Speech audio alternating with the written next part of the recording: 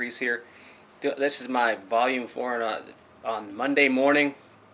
I wanted to make sure that when I did these, I just put up volume 3 review of the ebook of Way of the Raven. That was the techniques and like everything that goes along with that book. Check it out, and that way you can see what it was all about. This book is volume 4, and this is the end book for the Blade series. Basically, is the Bladed series, and these are a great set of books. I mean, seriously, these are ebooks now. Now, mind you, these are ebooks. I think I saw a comment on one of my videos, and it was brought to my attention that I think the books in themselves, if you get hard copy books, volume 1 and 2 are in the same book, 3 and 4 are in the same book, which is great. They're both brilliant. And one of the things, yeah, if you notice it, if you have bought or if you have checked out the ebooks, there's a lot of the similar information on every single book in every single ebook. I don't find it a problem. It's like, okay, well, if it's similar information, which when I realized it was, I just skipped down to what wasn't, and that's what I looked at. But I still like the re-emphasis on things like totality of circumstances, your force choices, basically not like Star Wars, but the use of force, your decisions on that, force decisions, and still the continuation of that, because I think it's an important part to continue to learn, and it's probably the one that gets neglected the most. So having it on every book, I think, is probably wise. And that's my opinion. I think it's the wisest way to go. Is that if it's there and you're constantly seeing it, you know that it's very important, and so you should check it out. So you should continue to read it and go over it and until you just like it. This book was a great. I think it was a great ending because now we were looking at a lot of the double weaponry, using two knives. The different ways to utilize these knives, and finally at the very end of it, hand versus weapons. Basically, hand versus knife, or hand versus whatever weapon you're going to be going against. This is I think that's probably the best way to go as well. Once you understand the weapon, you understand the range of the weapon, you understand the ease of use of the weapon, like for basically, like it says in the very beginning, is you allow the weapon to use that you're using, you allow the weapon to do the majority of the damage. You don't have to put a lot of weight, you don't have to put a lot of emphasis, you don't have to put a lot of body behind or skill behind a bladed weapon. You just swing that thing and it's going to cut. You don't have to have a lot of skill for that. Sticks are the same way, clubs, bats. All you have to do is have some decent momentum on them, and you're going to cut someone, and you're going to be able to do some damage. But understanding those principles and understanding those concepts will help you with your physical, like hand versus knife type techniques. It also will help you know basically, okay, where do I need to be? And it's going to be the same stuff that you're going to be using for your arm techniques. Anytime you're armed, the way you move in and how you're moving in, it's going to be a little bit similar to how it should be similar to how you move in with your bare hands. But I advocate personally that you make trauma as you injure the person as soon as possible. If they have a weapon and you're stepping away from that, you make sure you're away from the weapon, and you get in and you strike that person as fast as possible and hit that person.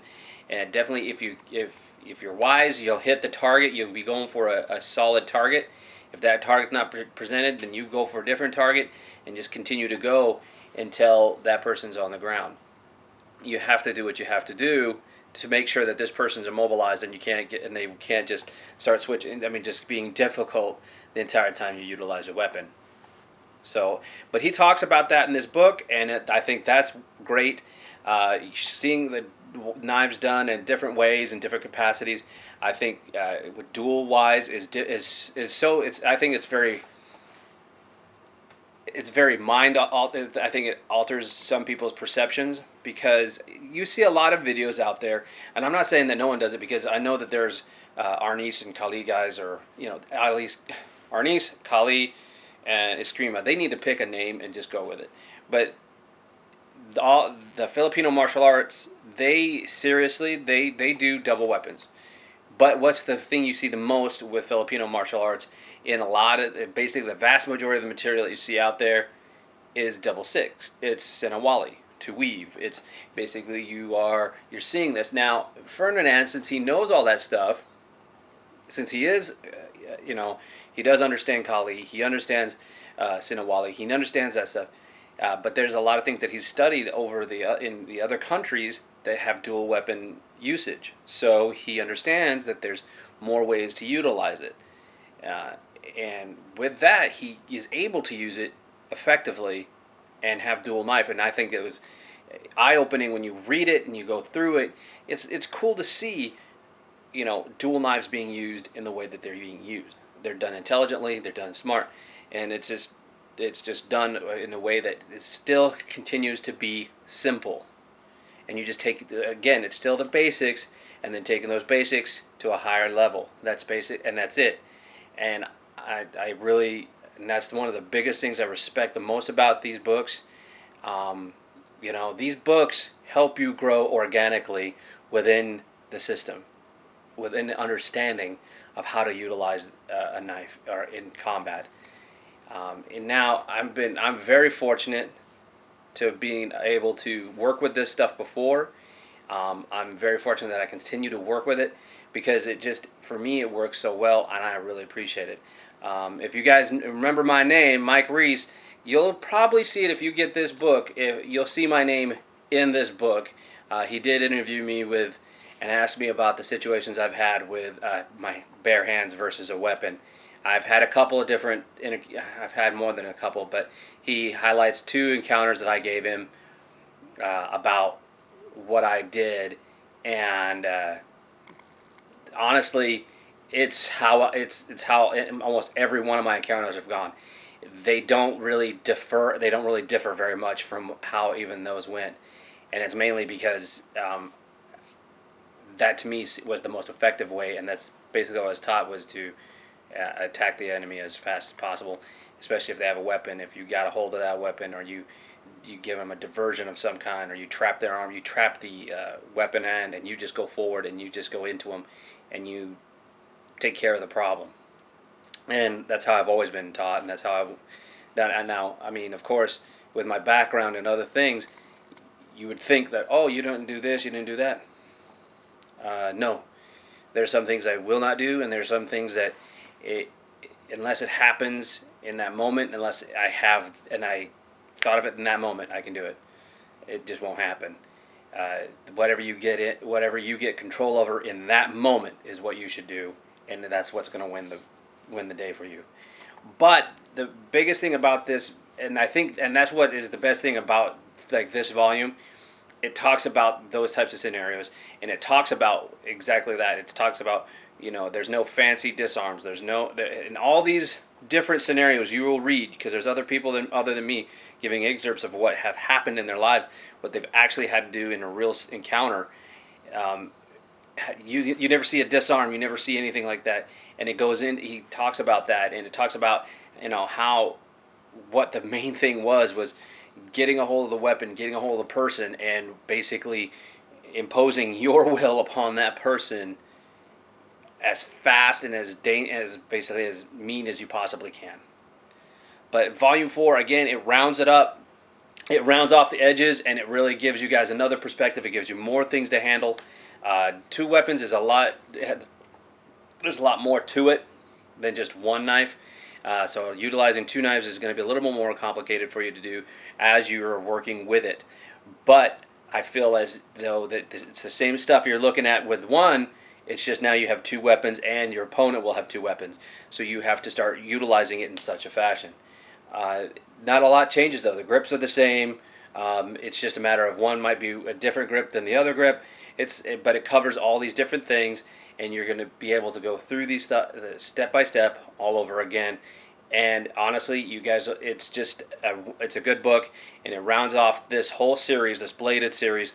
And I'm very excited for people to pick up all four of these volumes, or at least get the two hard books, or whatever the case might be. But I say get all four volumes of the ebook for sure, and really go through this material if you're really interested in straight actual combative ways to utilize a knife, not just just whatever, not just looking for a martial art, but looking for an actual tactical and combative way to use a knife.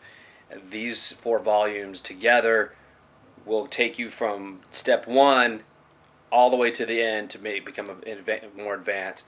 And I think that that's one of the best things about this. It will take time if you are working with it. It will take you time to get good enough to where it all just flows and it just moves and it becomes, just another piece of you. But you will be able to utilize these skills quite quickly. Okay, I've trained people in it before, and honestly, they love it. And the guys that I've taught still know this stuff today because it's so easy to remember. They have it in their hand and they're like, oh wait, oh yeah, this is just, and it just comes back. So I just encourage you to get it, work with it, and remember that this is about weaponry. So what it's about is ending your opponent. Okay. So, but now be looking forward to it. I got a review of the Great American War Club, which is talking about the baseball bat, and my favorite, obviously his too, the axe handle, and I find that to be awesome as well. So I'm going to be doing a review on that. But he also gave me 3 other things to check out, and I'm going to tell you now, be looking forward to like a few more book reviews. I'm actually going to go through these ones because this is not all of them am I familiar with, and I'm going to be going through them a little bit more in depth. The reason why I'm going through a Great American War Club is because I've looked over the material, and honestly, he does this same thing with his combative, anything he does with his tactical batons and stuff like that. He does a lot of the same maneuvers, and if you've worked with stabs or half stabs or anything like that, you know the maneuvers and pretty easily. So, but I'm still going to do a review on it because I like the use of the bat and the axe handle, as well as how they came about with some of these maneuvers, and I do like that about it. So I'm going to be going through that. But then again, I'm going to have 3 other things of material that I'm going to be giving you guys, that I'm going to be reviewing, and I'm also going to be doing techniques, and the techniques are going to be Raven. We're going to be going, my son and I are going to be going over Guardian Set 1, and we're going to be just kind of going over the basic ways to hold the knife, and from that we're going to be going over the forehand strike. Basically, he's going to come at one angle from the forehand, and we're going to go from that technique, and we're just going to go at it a couple times, and we'll show you how to do it slowly, and then we'll pick up the pace a little bit more. So you guys just keep watching. There's a lot to come, and a lot of it is going to be coming from the Raven material, so keep watching, and I hope you guys enjoy.